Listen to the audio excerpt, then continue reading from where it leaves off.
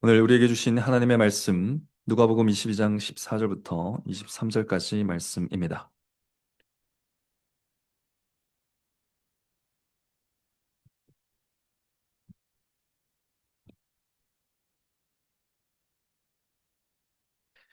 누가복음 22장 14절부터 23절까지 말씀. 이것은 하나님의 말씀입니다. 때가 이르매 예수께서 사도들과 함께 앉으사 이르시되 내가 고난을 받기 전에 너희와 함께 이 유월절 먹기를 원하고 원하였노라. 내가 너희에게 이르노니 이 유월절이 하나님의 나라에서 이루기까지 다시 먹지 아니하리라 하시고 이에 잔을 받으사 사례하시고 가라사대 이것을 갖다가 너희 길이 나누라. 내가 너에게 이르노니 내가 이제부터 하나님의 나라가 임할 때까지 포도나무에서 난 것을 다시 마시지 아니하리라 하시고 또 떡을 가져 사례하시고 떼어 저희에게 주시며 가라사대 이것은 너희를 위하여 주는 내 몸이라. 너희가 이를 행하여 나를 기념하라 하시고 저녁 먹은 후에 잔도 이와 같이 하여 가라사대 이 잔은 내 피로 세우는 새 언약이니 곧 너희를 위하여 붓는 것이라. 그러나 보라 나를 파는 자의 손이 나와 함께 상 위에 있도다. 인자는 이미 작정된 대로 가거니와 그를 파는 그 사람에게는 화가 있으리로다 하시니 저희가 서로 묻되 우리 중에서 이 일을 행할 자가 누구일까 하더라. 아멘. 네, 오늘은 읽은 말씀으로 성찬 강해 설교를 이어가도록 하겠습니다. 성찬 그리스도를 기념하는 식사라는 제목으로 하나님의 말씀을 전하겠습니다. 긴 명절 연휴가 오늘로 끝입니다. 더도 말고 덜도 말고 한가위만 같아라. 이런 말이 있지만 명절이라고 늘 기쁠 수만은 없는 것 같습니다. 명절 연휴 중에 우리 고행건 성도님 모친상이 있었습니다. 슬픈 일이었지만 또 한편으로는 하나님의 가족들이 만나서 함께 위로할 수 있다는 것에서 감사하기도 한 날이었습니다. 아마 모든 성도님들이 각자 가정 형편과 또 개인적인 상황 속에서 참 다양한 한 주를 보내고 이곳에 모였을 것이라고 생각합니다. 여러 마음을 가진 여러 성도님들이 이 자리에 계시다고 생각합니다. 사랑하는 성도 여러분, 그 마음이 어떻든지 간에 이 시간 그 마음을 하나님께로 고정하시기 바랍니다. 하늘에 속한 성도에게 주일은 추석보다 더 큰 명절입니다. 오늘은 연휴의 끝날이 아니라 하나님의 가족에게 가장 큰 명절 당일임을 기억하시기 바랍니다. 추석 밥상보다 풍성한 생명의 양식과 음료가 성찬상에 차려져 있음을 기억하시기 바랍니다. 또 이 상을 중심으로 모여서 한 아버지의 말씀을 듣는 시간임을 기억하시면서 예배하시기 바랍니다. 제가 기억이라는 말을 강조했는데요. 오늘 설교 주제와 깊은 관련이 있기 때문입니다. 오늘은 본문을 다 읽긴 했지만 성찬을 제정하시면서 예수님께서 나를 기념하라 하신 이 말씀만 집중해서 한번 살펴보고자 합니다. 이 본문 이미 두세 번 설교한 적이 있습니다. 네, 그래서 여러분 많은 말씀을 들으셨을 텐데 오늘은 특별히 나를 기념하라 라는 이 말씀에 좀 더 집중해서 성경 전체를 살펴보면서 함께 말씀을 상고하고자 합니다. 세 가지 대지로 말씀을 살펴볼 텐데요. 첫째로 나를 기념하라 라는 이 말이 무슨 뜻인가? 둘째로 왜 나를 기념하라고 예수님은 명하셨는가? 셋째로 우리는 어떻게 예수님을 기념할 것인가? 이 세 가지 대지로 말씀을 전하도록 하겠습니다. 자, 첫째로 나를 기념하라 이 말씀은 무슨 뜻일까? 자, 예수님은 성찬을 제정하시면서 이렇게 말씀하셨습니다. 이것을 행하여 나를 기념하라. 이 말씀은 원어의 의미를 좀 뉘앙스를 좀 살려서 읽으면 이렇게 읽는 것이 맞는 것 같습니다. 이것을 행하라. 즉 성찬을 행하라. 나를 기념하기 위하여. 그러니까 예수님은 이 성찬을 행하는 목적을 지금 밝히고 계신 것입니다. 성찬을 왜 하는가? 나를 기념하기 위해 하는 것이다. 우리 자녀들도 잘 기억하시기 바랍니다. 성찬을 왜 한다고요? 예수님을 기념하기 위해서 하는 것입니다. 네, 잘했어요. 따라서 우리는 성찬을 행할 때마다 예수님을 기념해야 합니다. 이 말은 여러분이 아주 많이 자주 들었을 겁니다. 이 성찬 제정의 말씀에 속해 있기 때문입니다. 그런데 여러분은 그 말씀의 정확한 의미를 어떻게 이해하고 계십니까? 기념이라는 말은 무슨 말입니까? 우선 기념이라는 이 헬라어 단어는요, 아남네이신이라고 하는데, 기본적으로 기억과 비슷한 뜻이긴 합니다. 그러나 단순히 어떤 것을 생각하고 기억하는 것 이상을 뜻합니다. 기억에서 뭔가가 사라지지 않도록 행동하는 것을 기념이라고 합니다. 이해되십니까? 기억하고 있는 것을 잊어버리지 않도록, 잊혀지지 않도록 뭔가 행동하는 것을 기념이라고 합니다. 잊혀지지 않도록 의지를 가지고 적극적으로 행동할 때 그것을 기념이라고 한다는 것이죠. 그러니까 기억은 머리로 할 수 있습니다. 기억은 머리로 할 수 있습니다. 그러나 기념은 기억을 하기 위한 행동이 반드시 뒤따라야 됩니다. 예를 들어서 결혼을 기념한다 했을 때, 어, 내일이 결혼 기념일이네? 생각하면 끝입니까? 안 됩니다. 네. 그날 뭐 편지를 쓰든지, 식사를 같이 해서 먹든지, 대화를 하든지, 카페를 가든지, 뭔가 행위가 뒤따라야겠지요. 생일을 기념하려고 하는데, 아버지 칠순이시네요. 기억하고 넘어가면 끝입니까? 그게 아니라는 거죠. 미역국을 끓이고, 네, 선물을 준비하고, 파티를 하고, 잔치를 벌이는 그 행동이 뒤따라야 비로소 우리가 기념이라고 할 수 있다는 것입니다. 이런 것이 바로 기념인데요.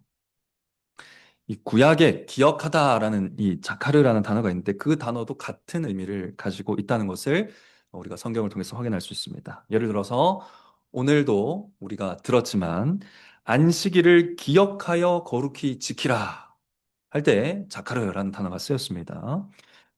여기서 안식일을 기억하라는 단어가 무슨 뜻입니까? 안식일을 기억하라. 안식일이 언제더라?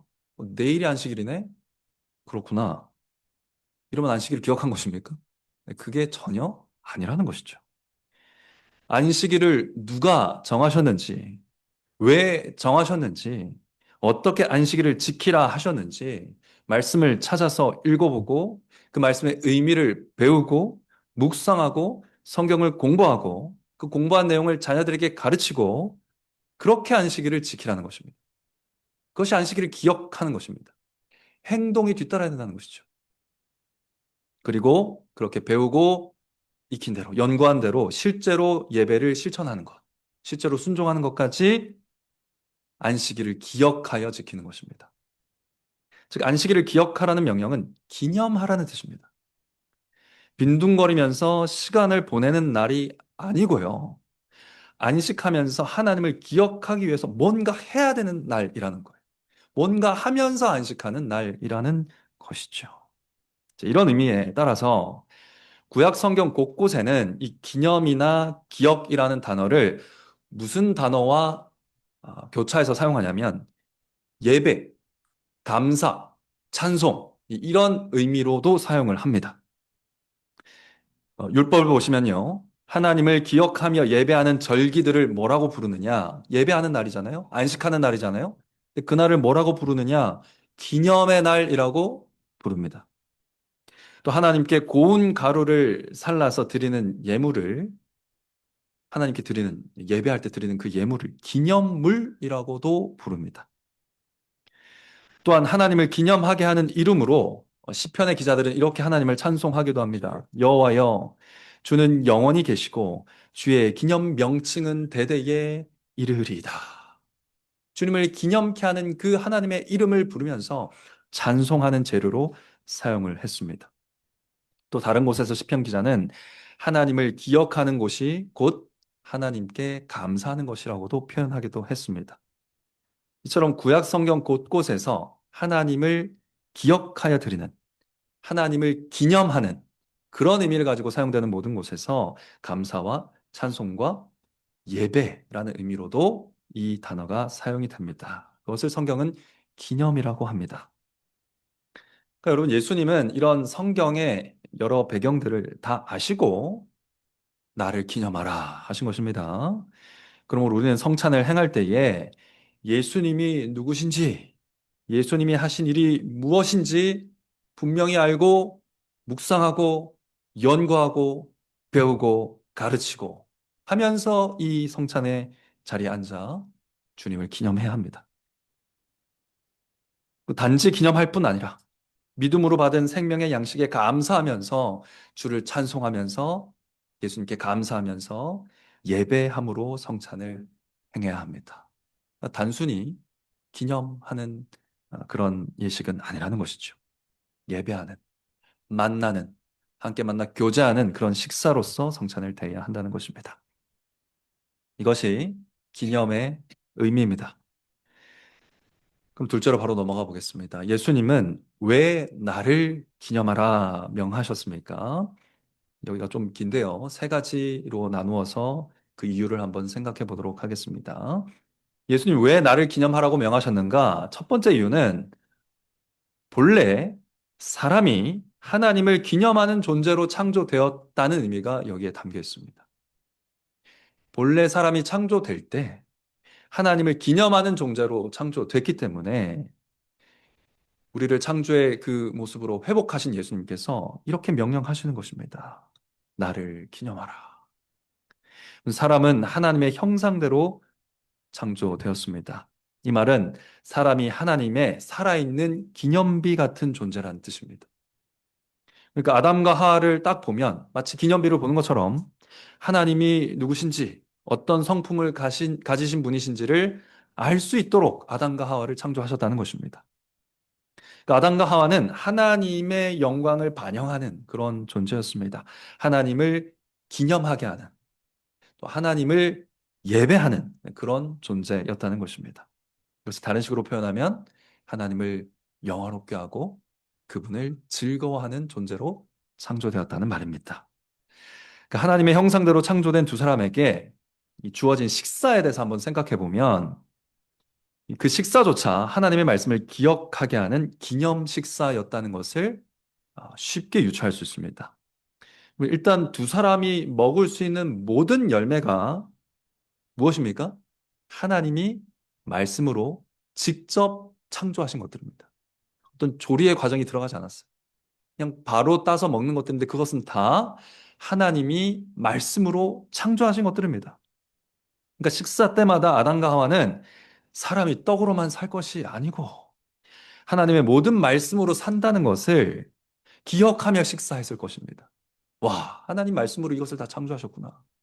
하나님 말씀으로 이렇게 맛있는 것을 창조하셨구나. 즐기면서 먹었을 거라는 것이죠. 그러니까 말씀은 곧 생명이라는 것을 기념하면서 식사를 했을 거란 말입니다. 이것은 단순한 상상, 공상이 아니고요. 실제로 하나님은 이 먹을 것에 대해서 말씀하셨습니다. 하나님은 아담에게 에덴 동산의 모든 나무 열매는 마음껏 먹으라 하셨고요.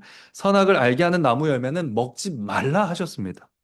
그러니까 아담은 이제 식사 준비할 때마다 뭘 했겠습니까? 아, 이거는 하나님이 먹으라고 하신 열매. 근데 저 선악과는 하나님이 먹지 말라 하신 열매. 이러면서 하나님의 말씀을 기억하는 가운데 식사 준비를 할 수밖에 없었다는 겁니다. 매 끼니를 그렇게 준비해야 됐습니다. 나의 먹을 것과 말씀이 직접적으로 연관되도록 그렇게 식사를 준비했다는 것입니다. 그리고 식사를 준비할 때마다 아담보다 뒤늦게 창조된 하와에게 무엇을 해야 했겠습니까? 이거는 먹어야 되는 열매야. 그러나 저것은 아니야. 하나님의 말씀을 하와에게 가르쳐야 했고요. 또 식사 때마다 이 풍성한 양식을 주신 하나님께 감사하면서 가정 예배를 드릴 수밖에 없었습니다. 그러니까 모든 식사가 가정 예배, 모든 식사가 말씀 공부, 모든 식사가 하나님과 하나님을 말씀을 기억하며 예배하는 그런 시간이었다는 것입니다. 그러니까 아담과 하와는 말 그대로 밥 먹듯이 하나님을 기념하면서 밥 먹듯이 하나님께 영광을 돌리면서 즐거워하는 삶을 살 수 있었습니다. 그러나 이 기념 식사는 오래 지속되지 못했지요. 여기서 두 번째 이유가 등장합니다. 예수님께서 왜 나를 기념하라 라고 명령하셨는가? 두 번째 이유는 우리가 하나님을 기념하지 않는 죄인임을 깨닫게 하기 위함입니다. 예수님이 명령하시지 않으면, 하나님이 명하시지 않으시면 우리가 하나님을 기념하지 않는 죄인이라는 것을 깨우쳐 주신 것입니다. 우리가 하나님을 마음에 두지 않는 죄인이기에 나를 기념하라 라고 명령해 주신 것입니다. 아담과 하와가 뱀의 유혹을 받고 선악을 알게 하는 나무의 실과를 먹지요. 그때 두 사람은 기억이 가물가물해가지고 하나님의 말씀을 잊어버린 것이 아니었습니다. 들으신 것처럼 식사 때마다 기억하던 그 말씀을 마음에서 일부러 지워버린 것입니다. 즉, 의지를 가지고 의도적으로 하나님의 말씀을 어긴 것입니다. 무슨 생각으로 어겼습니까? 하나님을 내 마음에서 비우고 이제 나는 내 마음으로 나를 기념하겠다. 하나님을 기념하던 나는 이제부터는 나를 기념할 것이다. 이 생각으로 하나님을 지워버리고 말씀을 지워버리고 선악과를 먹은 것입니다. 창세기 3장 6절에 그 내용이 엿볼 수 있는데요. 3장 6절 말씀 제가 읽겠습니다. 여자가 그 나무를 본즉 먹음직도 하고 보암직도 하고 지혜롭게 할 만큼 탐스럽기도 한 나무인지라. 여자가 그 실과를 따먹고 자기와 함께한 남편에게도 주매 그도 먹은지라. 이렇게 기록되어 있습니다. 여기서 하와는 이 표현들 중에서요. 먹음직도 하고 보암직도 하고 이거는 모든 동산의 나무 실과들에게 다 적용되는 말이었습니다. 이건 특별한 특징이 아니었습니다. 이 선악과에 대한 특별한 묘사는 지혜롭게 할 만큼 탐스럽다라는 표현인데요. 이것은 선악과에 대한 객관적인 설명이 아니라 하와의 생각이었습니다. 하와가 그 나무를 그렇게 보았다는 거예요. 마귀의 말대로 선악과는 나를 하나님처럼 지혜롭게 만들어줄 것 같아. 그 정도로 참 탐스러워 보이는구나. 이렇게 생각한 겁니다. 그리고 열매를 먹었습니다. 아담도 옆에 있다가 동의하면서 먹었습니다. 다시 말해서 두 사람은 하나님처럼 지혜로워질 자기 자신을 상상하면서 하나님 없이도 하나님처럼 지혜롭게 살 수 있는 내 자신을 생각하면서 기념하면서 그 선악과 식사를 한 것입니다. 이제 마음에서 하나님을 없애버리겠다고 선언하는 그것을 기념하는 식사를 한 것입니다. 앞으로는 하나님 같아진 나를 기념하기 위해서 먹겠다. 지금까지는 하나님을 기념하기 위해서 내가 먹고 마셨지만 이제는 나를 기념하기 위해서 하나님과 동등된 위치까지 올라간 나를 기념하기 위해서 먹고 마시고 살겠다고 선언한 식사가 죄가 시작된 장소였습니다. 이처럼 하나님을 마음에 두지 않는 것이 죄의 본질입니다. 하나님을 마음에 두지 않는 모든 행동이 죄입니다. 아담의 타락 이후의 모든 인류는 하나님을 마음에 두지 않고 오히려 그 하나님의 빈자리에 자기 자신을 가득 채워서 자기 자신을 기념하고 기억하고 생각하고 묵상하는 그러면서 자기를 높이는 일에 몰두하기 시작했습니다. 바로 사건들이 이어지죠. 아벨을 죽인 가인이 어떻게 했습니까? 유리방황하라고 하나님께서 벌을 주셨는데 어떤 장소에 딱 멈춰서 가지고 성을 쌓아버리죠. 기념물을 만들어 버립니다. 그리고 그 이름을 자기 아들의 이름으로 박제시켜 버립니다. 가인의 아들 에녹 성. 이 성은 가인이 지은 것인데 이름을 에녹이라 한다. 내가 죽고 내 아들이 죽어도 내 이름은 영영하리라. 그것은 하나님의 영원한 이름에 대한 반역이었습니다. 도전이었습니다. 자기 이름을 영구히 그 기념물에 남기려고 한 것입니다. 또 나중에 사람들은 어떻게 했습니까? 자신들의 이름을 내려고 바벨탑을 쌓지요. 이 바벨탑을 왜 쌓느냐? 하나님의 위치에 자신들의 이름을 두기 위해서였습니다. 하늘 끝까지 닿아서 그 하나님의 이름이 있는 곳에 우리도 이름을 놓겠다라고 쌓은 탑이 바벨탑이었습니다. 이 모든 일들이 자기를 하나님 위치까지 높이고 하나님처럼 자신을 기념하기 위한 일들이었죠. 그러니까 사람이 생각하는 것이 악한데 그 악한 생각이 뭐냐? 내가 하나님처럼 높아지겠다 하는 생각. 그 교만이 바로 그 악한 생각의 본질이었다는 것입니다. 오늘 본문에 보시면 가룟 유다의 이야기가 끝에 등장을 합니다. 가룟 유다 역시 마찬가지였습니다. 이 병행 본문에 해당하는 요한복음을 보시면 유다 역시 이 아담과 하와처럼 마귀의 유혹을 받아서 예수님이 누군지 잊어버리고 마음에서 지워버리고 죄악된 상상을 하기 시작합니다. 요한복음 13장 2절 말씀입니다. 마귀가 벌써 시몬의 아들 가룟 유다의 마음에 예수를 팔려는 생각을 넣었더니 생각으로부터 죄가 시작된 것입니다.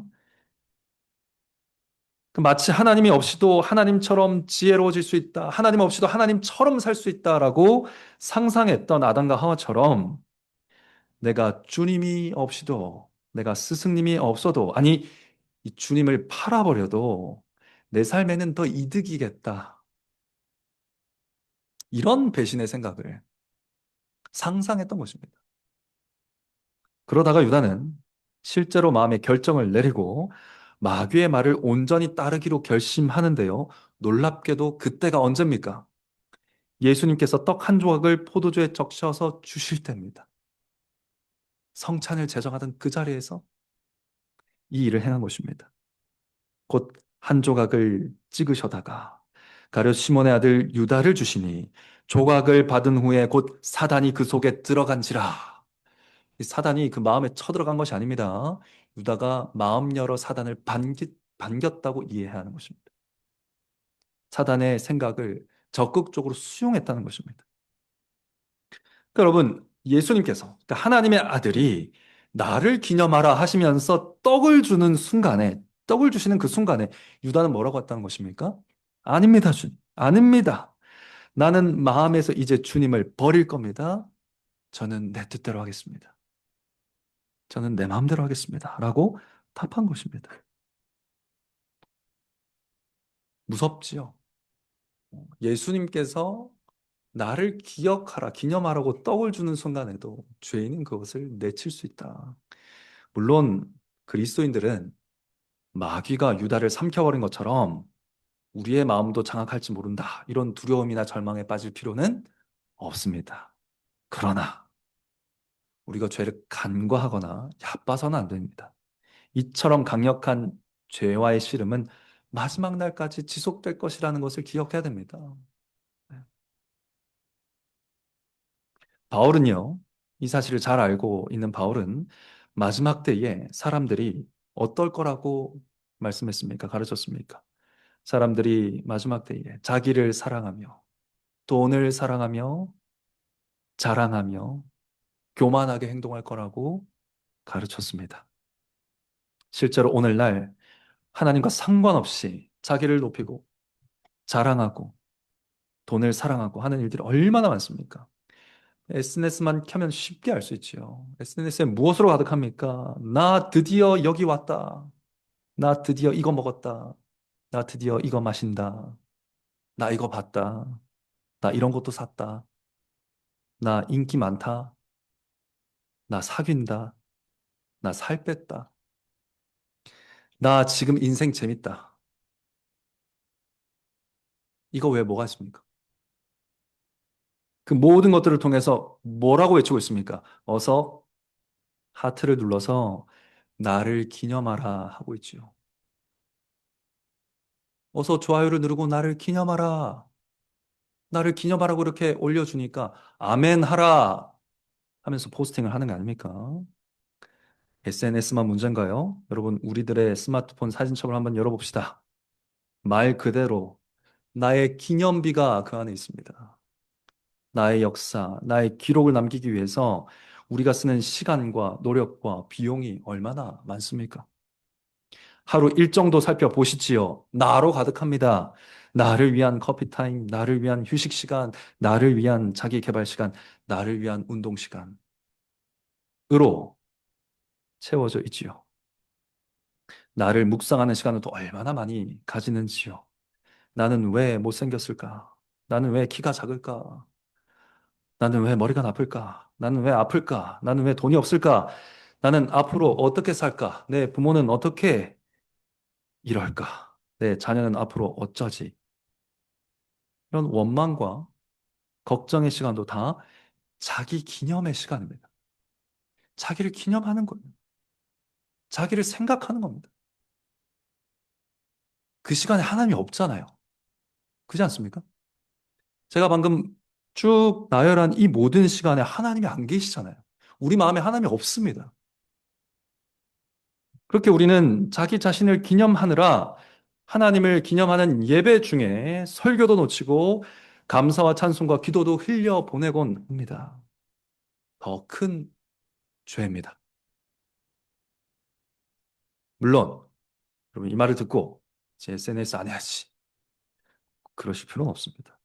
좋은 소식을 공유하려고 SNS를 하거나 사진과 영상으로 나에 대한 기록을 남기는 것 자체가 죄는 아닙니다.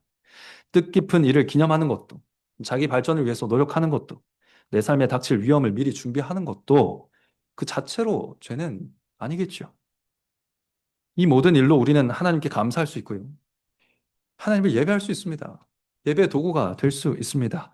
문제는 좀처럼 우리가 그렇게 이 모든 일들을 사용하지 않는다는 겁니다. 마음에 하나님을 두지 않은 채로 그냥 해버린다는 겁니다. 바른 의도로 시작된 일들도 결국 하나님 없이 나를 드러내고 자랑하고 나를 기념하고 그런 식으로 방향을 슬쩍 틀어버린다는 겁니다. 예수님이 나를 기념하라 하실 때 우리 죄인들은 그 명령을 도무지 지킬 수 없는 상태에 있다라는 것을 발견하고 고백하게 되는 것이지요. 사랑하는 성도 여러분, 그런데 하나님을 잊어버리고 자기 자신을 기념하던 우리를 하나님은 버려두지 않으십니다. 우리는 하나님을 기억하지 않았지만 그래서 하나님이 우리를 기억하셨습니다. 우리는 하나님을 기념하지 않았지만 하나님이 우리를 기념하셨습니다. 이것이 나를 기념하라 하신 명령이 우리에게 가르치는 놀라운 복음입니다. 이것이 세 번째 대진 때요. 예수님이 나를 기념하라 선포하신 세 번째 이유는 무엇인가? 이런 죄인이 하나님을 기념할 수 있도록 구원하시는 분이 오직 예수 그리스도 뿐이시기 때문에 예수님께서 나를 기념하라 하신 것입니다. 사랑하는 성도 여러분, 앞서 살펴본 것처럼 우리는 죄인입니다. 두말할 것 없는 죄인입니다. 하나님을 기념하지도 않고 도리어 우리 자신을 기념하는 죄인입니다. 하나님을 마음에 두지 않고 나로 내 마음을 가득 채우는 죄인입니다. 나를 높이고 나를 예배하고 나를 기념하며 하나님을 잊어버린 인생입니다. 그래서 우리는 결코 생명이신 하나님께로 나아갈 수가 없습니다. 자기만 생각하는데 어떻게 하나님께 나아가겠습니까? 그리고 나를 알게 되더라도, 나에 대한 지시를 알게 되더라도 나를 쳐다보고 있는 이상 도무지 하나님께 나아갈 수가 없습니다. 이 꼴로 어떻게 하나님 앞에 나간단 말입니까? 이런 죄인이 어떻게 하나님 앞에 섭니까? 우리 힘으로는 하나님을 기념할 수 없는 상태, 살았지만 죽은 것 같은 존재가 되고 말았음을 고백할 수밖에 없다는 것이죠.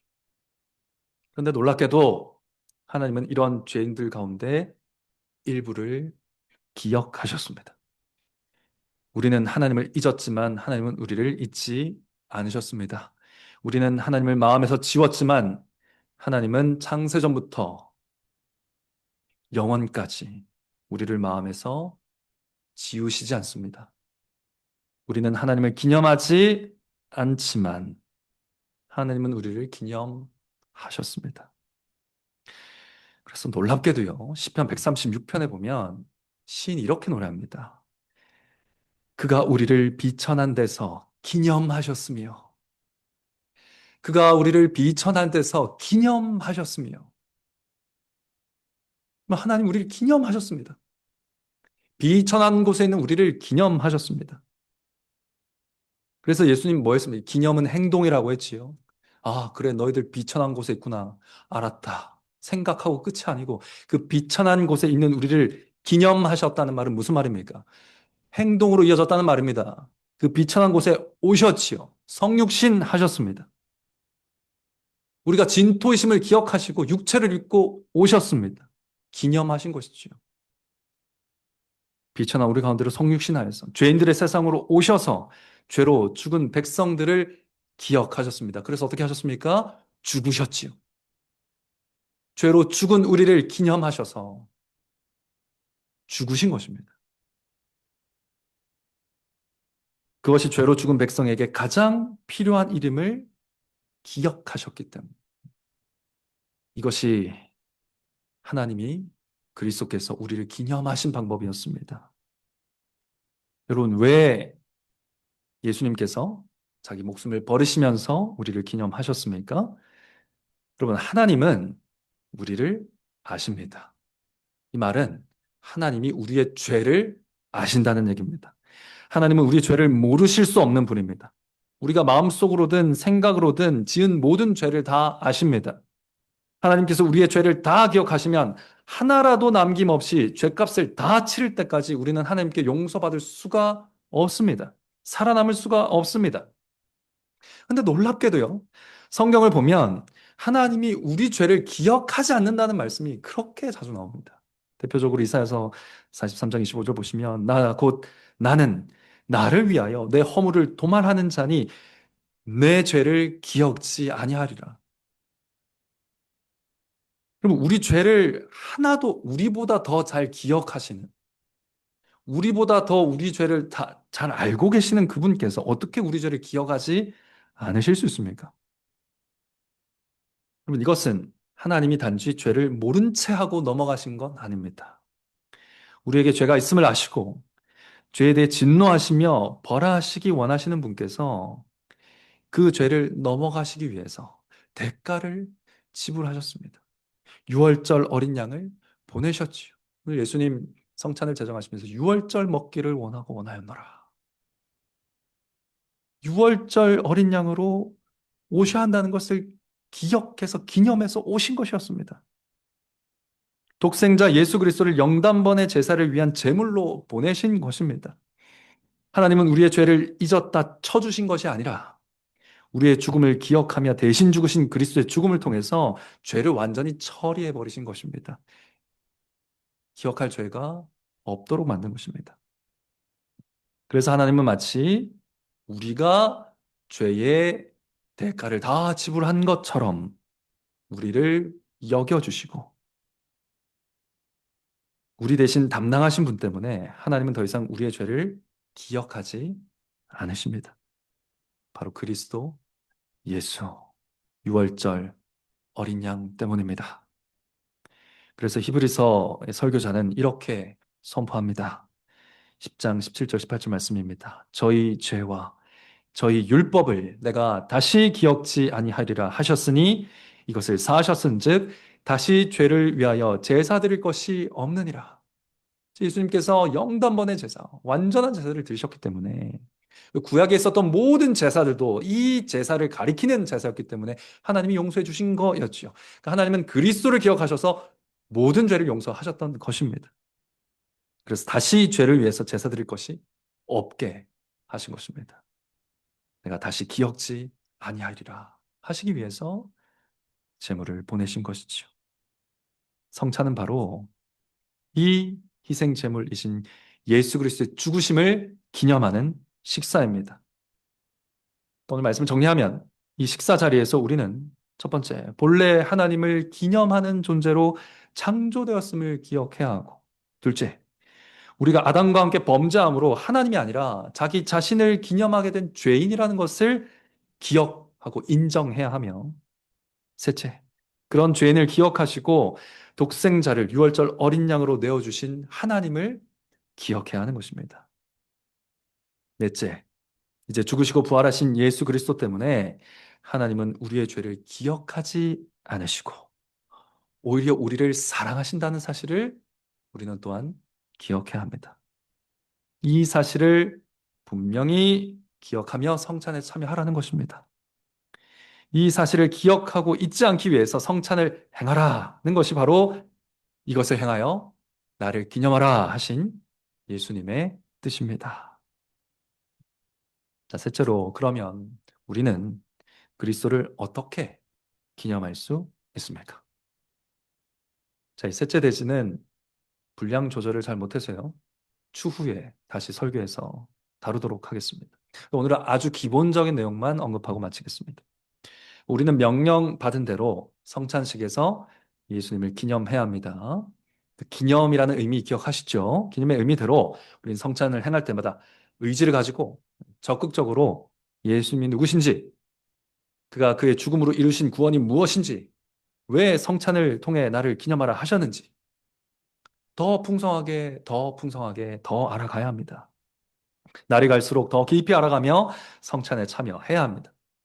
나아가서 성찬을 통해서 우리와 함께 하시는 예수님께 감사와 찬송의 제목들이 더 풍성해져야 됩니다. 더 풍성히 예배해야 됩니다. 예배에서 자라가야 합니다. 양식을 먹었으니 성장하고 자라가야 한다는 것이지요. 근데 이 말은 무슨 말이냐? 주니까 받아야지. 목사님 주시네, 주세요. 장로님 주시네요, 주십시오. 이런 수동적인 자세로 성찬에 임해서는 안 된다는 뜻입니다. 이해되십니까? 성찬을 받기만 하면 은혜가 자동적으로 주어질 것이라고 여기면서 뭐 형식에 있으면 되겠지. 이 성찬이라는 형식에 참여하기만 하면 되겠지라는 생각으로 있으면 로마 교회 신자입니다. 그렇게 앉아 계시면 안 됩니다. 성찬은 단순한 상징이 아님을 알고 또 참여해야 됩니다. 왕의 식탁이며 왕께서 백성을 만나시는 만남과 교제의 식사라는 것을 분명히 인식하면서 성령으로 그리스도가 임재하신다는 생각을 분명히 가지고 믿음으로 이 자리에 앉아야 됩니다. 단순한 상징도 아니라는 것이죠.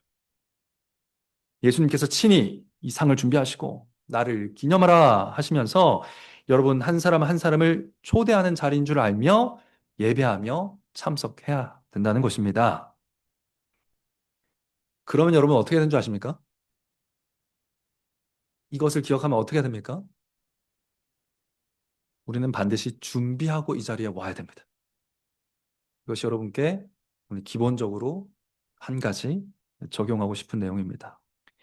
여러분 성찬에서 그리스도를 기념하려는 성도는 반드시 준비해야 합니다. 사랑하는 성도 여러분, 성찬을 준비하는 성도 되시기 바랍니다. 자신을 돌아보고 돌아본다는 게 또 무슨 의미인지는 다음에 또 다루도록 하겠습니다. 자신을 돌아보고 기도하며 마음을 정돈하고 예배 서두에서 말씀드린 것처럼 마음을 하나님께 고정시키기 위해 준비해야 됩니다. 그럼 예배 준비하십니까? 그냥 오면 되는 게 예배가 아닙니다. 준비하셔야 돼요. 준비하고 오셔야 됩니다. 성찬이 분명히 그건 명령하고 있습니다. 근데 여기서 준비해야 된다는 말을 또 오해하지 마시기 바랍니다. 우리가 어떤 행동으로, 행위로 성찬의 자격을 얻을 수 있다, 이런 말이 아닙니다. 내가 성찬의 자격, 성찬 받을 자격을 얻으려면 어떤 행위를 갖춰야 된다, 그런 얘기가 아니라는 것이죠. 성찬도 전적으로 은혜로운 선물입니다. 그러나 성찬이 은혜로 거저 주어진다고 해서 가치가 없는 게 아니지 않습니까? 구원과 마찬가지로. 근데 우리가 가치 없는 자리에 오듯이 아무 준비 없이 이 자리에 나와서는 안 된다는 거죠. 온 우주의 왕께서 나를 초청하신 자리 아닙니까? 여기에 내가 앉을 자리를 따로 준비해 두신 그런 자리가 아닙니까? 나와 함께 식사하기 위해서 자신의 생명을 지불하신 왕이 초청하시는 상이 아닙니까? 그렇다면 그 초대를 함부로 받지 않아서야 되겠습니까? 그 초대를 소중히 여기면서 감사의 제목을 가지고 찬송할 준비를 하면서 성찬의 예배에 참여해야 하지 않을까요? 구원받기 위해 순종하는 것이 아니라 구원받았기에 기쁨으로 순종하는 것처럼 성찬도 마찬가지라는 것이죠. 성찬에 참여할 자격을 얻기 위해서 우리가 무슨 행위를 해야 된다거나 지불해야 될 건 아무것도 없지만 성찬의 초청을 받았다면 예복은 준비해야 되지 않겠냐 하는 것이죠. 왕을 기념하기 위해서 준비해야 될 것들을 준비하는 것이 나를 기념하라 하신 그리스도의 말씀에 순종하는 길이 아니겠습니까? 이 영광스러운 부르심을 기뻐하면서 찬송과 감사로 성찬을 준비하는 여러분 되시기를 간절히 바랍니다. 결론입니다. 나를 기념하라 하신 주님의 말씀을 기억하면서 성찬을 준비하는 성도들에게는 어떤 놀라운 일이 벌어지는지 말씀드리며 설교를 마치겠습니다. 성찬을 열심히 준비하는 성도, 성실히 신실하게 성찬을 준비하며 매주 예배로 나오는 성도는 어떤 삶을 살게 될까요? 일상도 예배가 되는 삶을 자연스럽게 살게 됩니다. 일상 속에서도 예수님을 점점 더 기념하는 사람이 되어 가게 된다는 것입니다. 먹든지 마시든지 무엇을 하든지 하나님의 영광을 위해서 하던 아담과 하와의 생활, 하나님의 형상을 회복해가는 성도의 삶을 살기 시작한다는 것이죠. 점점 자기를 기념하는 자리에서 물러가게 된다는 것입니다. 내 거. 그것만 외치고 묵상하고 생각하는 삶에서 이제 좀 멀어진다는 것입니다. 그리스도를 기념하는 자리로 더 자유롭게 나아가게 된다는 것이죠. 왜냐하면 그리스도께서 어떤 일을 명령하실 때에는 반드시 그 일을 행할 힘까지 주시기 때문입니다.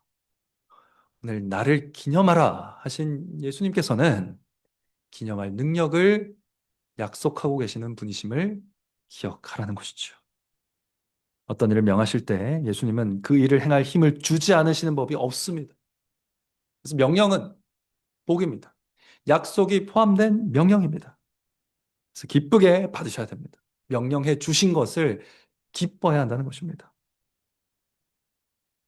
명령하신 대로 그리스도를 기념하고자 성령께 도움을 구하며 씨름하는 모든 성도에게 그리스도께서 반드시 순종할 힘을 주실 것입니다.